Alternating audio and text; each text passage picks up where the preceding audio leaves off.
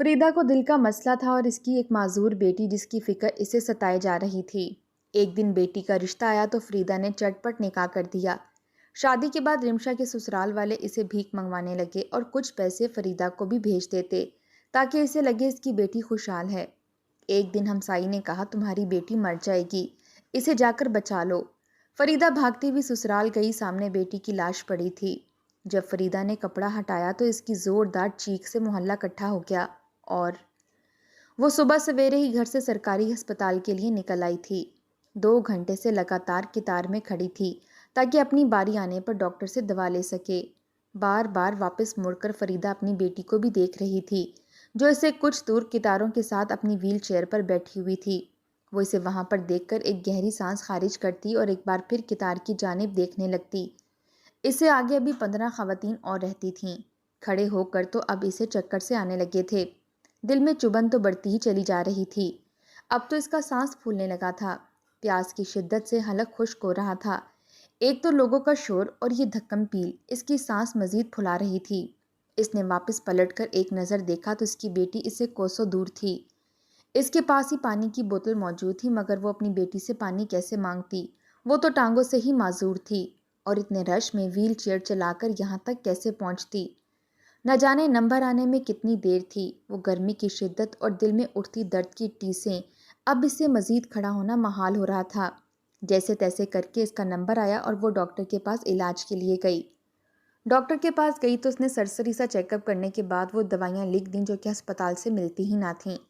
जब इसने अस्पताल के स्टोर पर पर्ची दिखाई तो कहा गया, ये दवा अस्पताल में मौजूद ही नहीं है, आप बाहर स्टोर से जाकर ले लें। फरीदा ने गहरी सांस खारिज की और सीने पर हाथ मसलती हुई बेटी की व्हील चेयर लेकर अस्पताल से बाहर निकल आई। इसने अपने बटुए में झांक कर देखा तो वहां पर सिर्फ 500 रुपये ही मौजूद थे, जो कि आने और जाने के किराए के लिए वो लेकर आई थी। इसने वो 500 रुपये निकाले और बच्ची को क्लिनिक के पास ही बाहर खड़ा कर दिया। क्योंकि आगे सीढ़ियाँ थीं, इसने बच्ची को वहीं छोड़ा और ख़ास ताकीद की कि घबराना मत, मैं बस दवाई लेकर आ रही हूँ। किंजा ने भी हाँ में सर हिला दिया। फरीदा ने जब दवाइयों की पर्ची दिखाई तो बताया गया, ये सारी दवाइयाँ तो 3000 रुपये की बनती हैं। फरीदा की आंखें फटी की फटी रह गई थीं। इसके बटुए में तो बामुश्किल 500 रुपये ही थे। तभी याद आया कि घर में आटा भी ख़त्म हो चुका है। अगर इसने इन पैसों से कुछ दवाइयाँ ले भी लीं तो किंजा क्या खाएगी? इसने फ़ौरन स्टोर पर मौजूद लड़के से कहा, बेटा कोई सस्ती सी दिल की दर्द की दवा दे दो। इसने एक सस्ती सी गोलियों का पत्ता लिया और बाकी दवा यूं ही छोड़कर बाहर निकल आई। किंजा ने जब माँ को खाली हाथ देखा तो कहने लगी, अम्मा डॉक्टरनी ने तो पर्ची भरकर तुझे दवाइयों की दी थी, दवाइयाँ कहाँ हैं? तो फरीदा मुस्कुराकर बोली, ये सरकारी अस्पताल तो सिर्फ नाम के ही हैं पुत्र, वो सारी दवाइयाँ इतनी महंगी हैं कि मेरी जेब में इतने पैसे ही नहीं हैं। वैसे भी अभी चलकर वापस जाऊंगी तो सेहत कुछ बहाल हो जाएगी। इतना कहकर फरीदा दर्द के मारे बच्ची को लिए घर चली आई। ये 500 रुपये भी इसे फितराने के तौर पर पिछली ईद पर मिले थे, जो इसने संभाल कर रखे थे कि मुश्किल वक्त में काम आ जाएंगे। इस कदर परेशानियां इसके दिल ने झेली थीं कि वो दिल की मरीज़ा बन चुकी थी। शौहर के मरने के बाद तो जैसे दुख और दर्द इसकी किस्मत में लिखे जा चुके थे। जब तक वो जिंदा था सारा खर्चा पूरा किया करता था, किसी भी किस्म की कमी अपनी बीवी और बेटी को नहीं आने दी थी। मगर एक रोज़ बेध्यानी में सड़क क्रॉस करते हुए फरीदा के शौहर का बुरी तरह से एक्सीडेंट हो गया और वो मर गया। इसकी 1 माह बाद सारी जमा पूंजी ख़त्म हो गई और अब अपना खर्च चलाने के लिए मजबूरन फरीदा को घर से बाहर निकलना पड़ा। इसने पड़ोसी के दरवाजे खटखटाए, लोगों से मदद मांगी, मगर कोई कितनी मदद करता। 1-2 रोज़ तक तो लोगों ने इसे आटा और सालन दे दिया, मगर जब देखा कि फरीदा रोज़ हमारे दरवाजे पर आकर रोटी और सालन मांगती है तो उन्होंने इसका घर के अंदर दाखिला ही बंद कर दिया और कहने लगे कि हम अपने खर्चे पूरे करें या तुम्हारे और तुम्हारी बेटी के पेट भरने का इंतज़ाम करो। बेहतर है कि तुम अपने लिए कोई काम धंधा ढूंढ लो और दोबारा हमारे दरवाजे पर मत आओ, हम पहले ही बहुत परेशान हैं। बेचारी फरीदा ने जब लोगों के मुंह से सुना तो एक ठंडी सांस खारिज करके वापस घर आ गई। घर में वो और इसकी 17 साला बेटी किंजा ही रहते थे। किंजा भी पैदाइशी माजूर पैदा हुई थी। जब तक छोटी रही वो इसे गोद में उठाए फिरती रहती।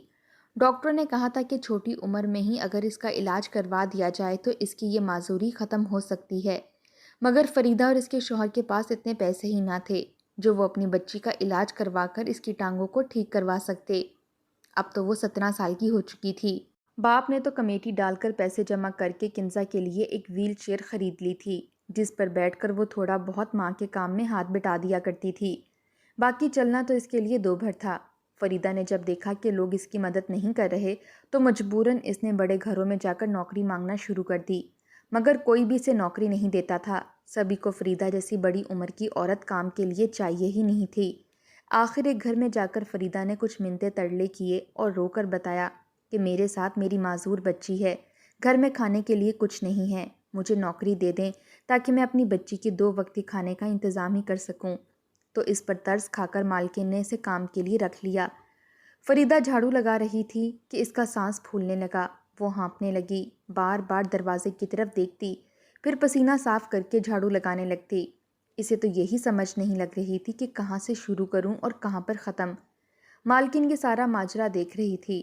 تبھی فریدہ کام وہیں چھوڑ کر واپس مالکن کے پاس آئی اور آ کر کہنے لگی کہ بی بی جی، مجھے آدھے گھنٹے کی چھٹی دے سکتی ہیں، میں ذرا گھر کا چکر لگاؤں۔ مالکن نے جب یہ سنا تو ماتھے پر تیوری چڑھا کر کہنے لگی، کیوں؟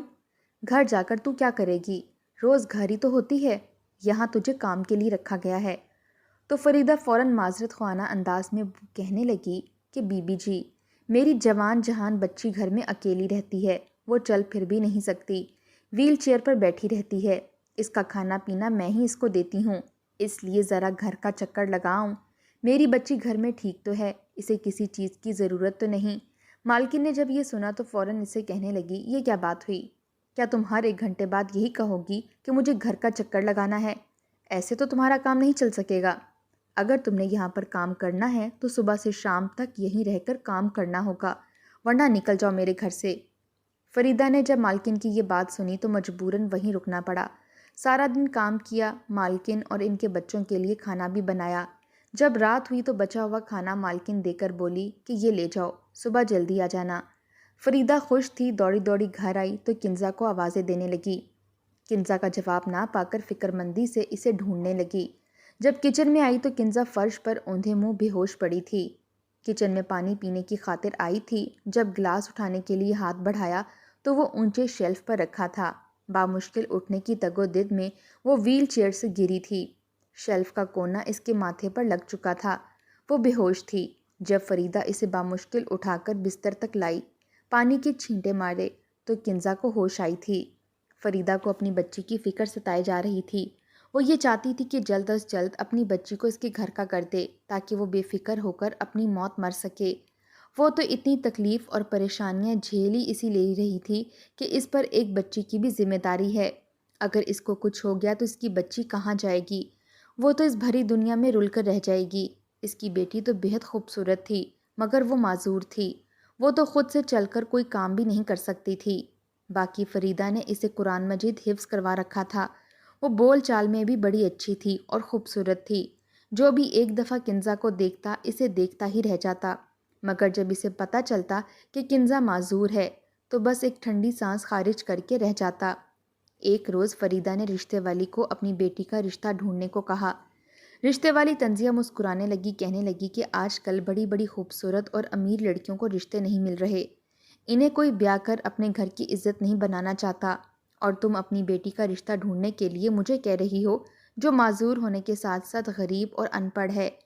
فریدہ نے جب یہ سنا تو اس کی آنکھوں سے آنسو جاری ہو گئے۔ کہنے لگی کہ رشیدہ بہن، تم تو اب میرا مذاق مت اڑاؤ، تم بھی تو بیٹیوں والی ہو، میری مشکل کو سمجھو۔ ابھی بھی دنیا میں کوئی نیک بندے ہوں گے جو میری کنزا کو بیاہ کر اپنے گھر لے جائیں گے۔ رشتے والی خالہ نے فوراً کہہ دیا کہ ٹھیک ہے، میں تمہاری بیٹی کے لیے رشتہ ضرور ڈھونڈوں گی۔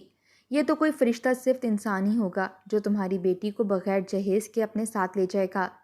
ایسے طنز کرتی ہوئی رشتے والی خالہ اس گھر سے چلی گئی، جبکہ فریدہ جھولی پھیلائے یہی دعا کرتی رہ گئی کہ کوئی اچھا سا لڑکا میری بیٹی کو اپنے گھر رخصت کر کے لے جائے۔ کچھ روز ہی گزرے تھے کہ رشتے والی خالہ ایک رشتہ لے کر آئی۔ انہیں کنزا کی معذوری کے بارے میں پتہ تھا، مگر اس کے باوجود وہ اسے بیانے کو تیار تھے۔ اس روز تو فریدہ کی خوشی کا کوئی ٹھکانہ ہی نہیں رہا تھا۔ اس نے ایک اچھا سا جوڑا پہنا اور کنزا کو تیار کر دیا اور ویل چیئر پر بٹھا دیا۔ جب رشتے والے آئے تو فریدہ ان کے قدموں کے نیچے اپنی پلکیں بچھا رہی تھی۔ وہ ایک عورت اور ایک مرد تھا جو کہ کنزا کے ہونے والے ساس اور سسر تھے۔ انہوں نے جب کنزا کو دیکھا تو اس کی تعریفیں کرنے لگے، بولے کہ بڑی ہی خوبصورت بچی ہے، ہم تو اسے اپنی بہو بنانا چاہیں گے، آپ کی بیٹی ہمارے گھر جا کر راج کرے گی، راج۔ فریدہ نے یہ سنا تو خوش ہو گئی، تبھی کہہ اٹھی کہ میں اپنی بیٹی کو جہیز کے نام پر صرف دعائیں ہی دے سکتی ہوں، اس کے علاوہ میرے پاس اور کچھ بھی نہیں ہے۔ تو وہ لوگ کہنے لگے کہ فکر ہی مت کریں، ہم آپ کی بچی کو بہت خوش رکھیں گے، ہمارے گھر میں کسی چیز کی کمی نہیں ہے، بس آپ ہمیں اپنی کنزا دے دیں۔ رشتہ پکا ہوا تو فریدہ نے دیر ہی نہ لگائی، اگلے ہی ہفتے سادگی سے نکاح کر کے اپنی بچی کو دوسرے شہر رخصت کر کے بھیج دیا۔ کنزا بھی بڑی خوش تھی، اس کا شوہر اس سے 7-8 سال ہی بڑا تھا، وہ بھی بڑی چاہوں سے کنزا کو لے گیا اور فریدہ پیچھے اکیلی رہ گئی۔ یہی دعا کرتی کہ اس کی بچی ہمیشہ خوش رہے۔ کئی بار تو اس کا داماد اس سے آ کر کہتا کہ آنٹی آپ بھی ہمارے ساتھ شہر چلیں اور وہیں ہمارے ساتھ ہی رہیں، مگر فریدہ منع کر دیتی کہ ہمارے ہاں بیٹی کے سسرال میں رہنے کا رواج نہیں ہے، میں یہیں رہ کر کام کروں گی اور اپنا پیٹ پال لوں گی۔ وہیں فریدہ کا داماد کہنے لگا کہ آپ کو نوکری کرنے کی ضرورت نہیں ہے، ہر مہینے میں آپ کو اتنے پیسے بھیج دیا کروں گا جو آپ کی ضروریات کو پورا کرتا رہے گا۔ فریدہ تو خوش تھی اور داماد کو ڈھیروں دعائیں دینے لگی اور یہی دعا کرنے لگی کہ خدا تمہیں ڈھیروں خوشیاں نصیب کرے اور تم جیسا داماد ہر ساس کو دے، اس بات سے انجان کہ اس کی بچی کے ساتھ کیا کیا قیامت ٹوٹنے والی ہے۔ کنزا کی شادی کے بعد وہ ایک بار بھی میکے میں واپس نہیں آئی تھی، 3-4 بار صرف کنزا کا شوہر ہی اپنی ساس کا حال احوال پوچھنے کے لیے آیا تھا۔ فریدہ ہر بار کہتی کہ بیٹا ساتھ کنزا کو بھی لے کے آتے، وہ بھی مجھ سے مل جاتی، مدتوں ہوئی اس کا چہرہ دیکھے ہوئے، میری بیٹی خوش تو ہے نا؟ ہر بار کنزا کا شوہر یہی کہتا کہ وہ تو وہاں پر راج کر رہی ہے، راج، اس کے آگے پیچھے 10-10 نوکر کھڑے رہتے ہیں، وہ جس چیز کا بھی حکم دے وہ اس کا حکم بجا لاتے ہیں، اس کی ہر بات مانتے ہیں، آپ کی بیٹی تو وہاں بڑی خوش ہے، ابھی بھی جب میں آپ سے ملنے کے لیے آنے لگا تو اے سی والے کمرے میں سو رہی تھی، میں نے کہا میں تمہاری ماں سے ملنے جا رہا ہوں تو کہنے لگی کہ ماں کو میرا سلام دینا، آج بہت گرمی ہے، اگر موسم اچھا ہوتا ضرور اماں سے ملنے جاتی، آپ کی بیٹی سے تو اب گرمی برداشت ہی نہیں ہوتی، اس لیے میں ہی آپ سے ملنے چلا آتا ہوں۔ فریدہ جب یہ سنتی تو خوشی کے مارے ہنسنے لگتی، میری بچی کو اللہ تعالیٰ ہمیشہ خوش رکھے، تم بس اس کا یوں ہی خیال رکھتے رہنا، میں تمہاری احسان مند رہوں گی۔ اس کا داماد میٹھی باتیں کرنے کے بعد واپس گھر چلا جاتا۔ فریدہ بھی خوش تھی، دل بہلانے کے لیے اس نے مالکن کے ہاں نوکری کر رکھی تھی اور خوش ہو کر مالکن کو بتاتی کہ میری بیٹی تو بڑے امیر گھر کی بہو بن گئی ہے، اس کے آگے تو 10-10 نوکر گھومتے ہیں، میں تو نہال ہو گئی، اب تو موت بھی آ جائے تو مجھے پرواہ نہیں ہے، کنزا تو اپنے سسرال میں جا کر عیش کر رہی ہے۔ 2 سال یوں ہی گزر گئے، مگر کنزا صرف 2 سے 3 بار ہی ماں سے فون پر بات کر پائی تھی۔ جب وہ اس گھر سے رخصت ہوئی تھی تبھی آخری بار فریدہ نے اس کا چہرہ دیکھا تھا۔ ہر ماہ پیسے آ جایا کرتے، مگر اب تو نہ ہی کنزا کا شوہر آتا تھا اور نہ ہی کنزا نے کبھی پلٹ کر دیکھا تھا۔ اکثر فریدہ جب بے چین ہو جاتی تو رونے لگتی اور رو رو کر کہتی کہ میری بیٹی تو مجھے بھول ہی گئی ہے، کاش وہ اپنی ماں کو یاد رکھ سکتی، میرا تو اس کے سوا تھا ہی کیا، شوہر تو پہلے ہی مر گیا اور بیٹی بھی سسرال جا کر بھول گئی۔ ایک روز اس نے سوچا کہ کیوں نہ خود ہی جا کر اپنی بیٹی کا حال احوال پوچھ لوں۔ اس نے ابھی یہ سوچا ہی تھا کہ تبھی ایک محلے کی عورت ہانپتے ہوئے اس کے گھر میں داخل ہوئی، وہ بری طرح بکھلائی ہوئی تھی۔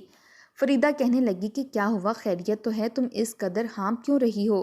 وہ بکھلائے ہوئے انداز میں کہنے لگی کہ تم نے اپنی بیٹی کو کن حیوانوں کے ہاں بیاہ دیا ہے، تم جانتی بھی ہو تمہاری بیٹی کا کیا حشر ہو رہا ہے۔ جب فریدہ نے یہ سنا تو مارے حیرت کے پوچھنے لگی کہ آخر کیا ہوا ہے کنزا کو اور تم کہاں سے آ رہی ہو؟ وہ عورت کہنے لگی کہ جلدی جاؤ اور اپنی بیٹی کو سسرال سے لے کر آؤ، میں تو اسے جس حالت میں دیکھ کر آئی ہوں میرا تو سانس رک رہا ہے۔ فریدہ کے تو ہاتھ پاؤں پھولنے لگے تھے، دل میں درد کی ٹیسیں تیزی سے اٹھ رہی تھیں، اس نے فوراً گھر کو تالا لگایا اور بیٹی کی سسرال جانے کے لیے نکل گئی۔ اسے تو یہ بھی پتہ نہیں تھا کہ بیٹی کا سسرال ہے کہاں۔ وہ بیٹی کے پرانے سسرال تک پہنچی تو وہاں سے خبر ملی کہ وہ لوگ تو کب کا یہ گھر چھوڑ کر جا چکے ہیں۔ جب کچھ لوگوں سے پوچھا تو نئے گھر کا پتہ بھی مل گیا۔ وہ بھاگتی ہوئی جب نئے گھر پہنچی تو کیا دیکھا کہ لوگوں کی بھیڑ جمع ہے۔ وہ مرے مرے قدموں کے ساتھ اندر گئی اور کہنے لگی کہ میری بیٹی کنزا کہاں ہے؟ اس وقت اس کا داماد سامنے ہی سر جھکائے کھڑا تھا۔ جب اس نے فریدہ کو دیکھا تو اس کے چہرے پر کئی رنگ آ کر گزر گئے تھے۔ وہ اپنے ماں باپ کی طرف دیکھنے لگا۔ سامنے ہی چارپائی پر سفید چادر میں لپٹا ہوا ایک وجود پڑا تھا۔ کہنے لگے، کنزا نے زہر کھا کر خودکشی کر لی ہے۔ جیسے ہی فریدہ نے اس کے چہرے سے کپڑا ہٹایا تو اس کی جان نکل گئی، کیونکہ یہ تو اس کی بیٹی کنزا ہی تھی۔ بیٹی کا مرا ہوا چہرہ دیکھ کر فریدہ یہ برداشت نہ کر سکی اور ایک چیخ مار کر بے ہوش ہو گئی۔ اہل محلہ وہاں پر اکٹھے تھے۔ منہ پر پانی کے چھینٹے مار کر اسے ہوش میں لایا گیا۔ فریدہ نے جب ایک بار پھر اپنی بیٹی کو دیکھا تو رونے لگی۔ اس کے چہرے پر جگہ جگہ نیل تھے، کئی زخم تھے جن کے داغ وقت کے ساتھ ساتھ گہرے ہو چکے تھے۔ گال پر اتنا گہرا زخم تھا کہ وہاں پر ٹانکے لگے ہوئے تھے۔ اس کا جسم نیلو نیل تھا۔ وہ بپھرے ہوئے انداز میں اپنے داماد اور اس کی ساس کا گریبان پکڑ پکڑ کر پوچھ رہی تھی کہ میری بیٹی کو کیا ہوا ہے؟ کیا کیا ہے تم ظالموں نے میری بچی کے ساتھ؟ یہ حالت آخر اس کی کیسے ہو گئی؟ میں نے تو صحیح سلامت تم لوگوں کو سونپی تھی۔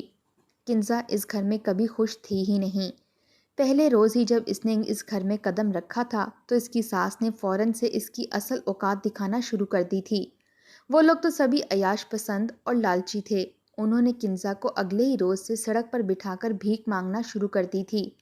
کنزا روتی رہی، منع کرتی رہی، مگر کسی نے بھی اس کی بات نہ سنی۔ اس کا شوہر روزانہ جاتا اور کنزا کو جا کر سڑک پر بٹھا آتا۔ شام تک اسے جتنے بھی پیسے ملتے وہ اسے لے کر گھر آ جاتا۔ شروع میں اسے بھیک بہت کم ملا کرتی تھی تو اس کے شوہر نے بیچاری معذور کنزا پر ظلم کرنا شروع کر دیا۔ وہ کنزا کو مارتا رہا، اتنا بیچاری کے چہرے پر زخم ہو گئے۔ اس کے حسین ریشمی بال کاٹ دیے اور چہرے پر گرم پانی ڈال کر جلا دیا، جس سے وہ کوئی دکھیاری اور درد کی ماری لگے۔ ایسا کرنے کے بعد وہ ایک بار پھر اسے جا کر سڑک کے کنارے بٹھا آیا۔ لوگ اس کی حالت دیکھ کر ترس کھاتے اور علاج کے لیے پیسے دے دیتے۔ ان پیسوں سے وہ لوگ خوب عیش کر رہے تھے، جبکہ کنزا کو صرف ایک وقت کا کھانا دیا جاتا۔ کنزا نے کئی بار کوشش کی کہ وہ یہاں سے بھاگ کر کہیں چلی جائے، مگر وہ ایسا نہیں کر سکتی تھی۔ اس کا شوہر اس پر ہر وقت نظر رکھے ہوئے ہوتا۔ وہ رو رو کر اپنی ماں کو آوازیں دیتی رہتی، مگر اس کی ماں تو ان سب سے بے خبر خوش تھی کہ اس کی بیٹی اپنے گھر میں ہنسی خوشی رہ رہی ہے۔ یہ ساری حقیقت کھل کر جب فریدہ کے سامنے آئی تو اس کا دل ٹوٹنے لگا۔ اسے لگا تھا جیسے وہ آخری سانسیں لے رہی ہے اور کچھ دیر بعد ہی اس کی سانسیں تھم جائیں گی۔ وہ دوبارہ سانس نہیں لے سکے گی، مگر جب اپنی بیٹی کی دردناک موت دیکھی تو اس سے برداشت نہ ہوا۔ وہ ان لوگوں کے ستم سہ سہ کر آج اس کی بیٹی کنزا مر چکی تھی، مگر زہر کھانے پر مجبور اس کے شوہر نے ہی سے کیا تھا۔ اس نے چوہے مار دوا کھا کر اپنی زندگی ختم کر لی تھی۔ فریدہ نے چیخ چیخ کر ہر ایک کو اصلیت بتائی۔ کہنے لگی کہ میں کنزا کی ساس، سسر اور شوہر کو بالکل نہیں چھوڑوں گی، اور فوراً پولیس کو بلوایا گیا اور فریدہ نے ساری سچائی بتائی۔ فوراً کارروائی کرتے ہوئے انہوں نے کنزا کی ساس، سسر اور شوہر کو پکڑ لیا، جبکہ کنزا کا پوسٹ مارٹم کرنے کے بعد اسے دفنا دیا گیا۔ پہلے شوہر اور پھر اتنی آزمائشوں کے بعد بیٹی کی شادی، اور آج بیٹی کا بھی اتنا دردناک موت مر جانا، سب یاد کر کر کے بیچاری فریدہ تو دھاڑے مار مار کر رو رہی تھی۔ آخر اس کی معصوم بچی کا قصور ہی کیا تھا جو ان ظالموں نے اس کے ساتھ یہ سب کچھ کیا تھا؟ جوان جہاں بیٹی آج قبر میں اتر چکی تھی۔ فریدہ بیٹی کی قبر سے واپس گھر آئی تو خالی گھر اسے کاٹنے کو دوڑا۔ آج تک وہ سب سہ رہی تھی کہ اس کی بچی اس کے ساتھ ہے، مگر آج تو اس کا آخری سہارا بھی ختم ہو چکا تھا۔ اب تو اس کے جینے کا کوئی مقصد ہی نہ رہا تھا۔ 2 دن یوں ہی گزر گئے کہ تیسرے روز پڑوس کی عورت اس کے گھر آئی۔ مالکن نے پیغام بھجوایا تھا کہ آخر فریدہ کام پر کیوں نہیں آ رہی، مگر جو ہی وہ گھر میں داخل ہوئی تو چیخ کر پورے محلے کو اکٹھا کر لیا۔ کیا دیکھتی ہے کہ فریدہ نے خود کو پنکھے کے ساتھ لٹکا رکھا ہے اور پچھلے 2 دن سے اس کی لاش یوں ہی جھول رہی تھی۔ ایک دفعہ پھر پولیس کو بلوایا گیا۔ اب فریدہ بھی اس دنیا سے جا چکی تھی۔ اہل محلہ نے پیسے اکٹھے کر کے فریدہ کی تدفین کی۔ اس کے شوہر کے پہلو میں ہی اس کو دفنا دیا، جبکہ کنزا کی ساس، سسر اور شوہر کو ضمانت پر کچھ عرصے بعد رہا کر دیا گیا۔ وہ ایک بار پھر اگلے شکار پر نکل چکے تھے۔ نہ جانے اب کس کی بیٹی ان کے چنگل میں پھنسنے والی تھی۔